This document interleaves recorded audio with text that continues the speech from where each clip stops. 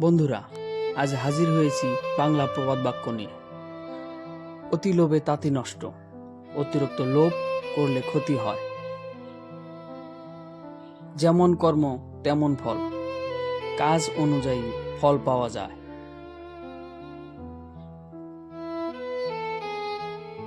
এক হাতে তালি বাজে না।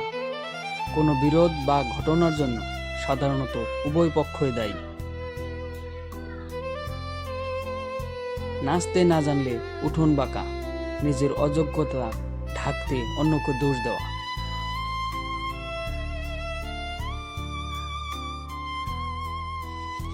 চোর পালালে বুদ্ধি বাড়ে, ক্ষতি হয়ে যাওয়ার পরে বুদ্ধি আসে। অল্প বিদ্যা ভয়ঙ্করী, সামান্য জ্ঞান অনেক সময় বিপদ ডেকে আনে। ধন্যবাদ।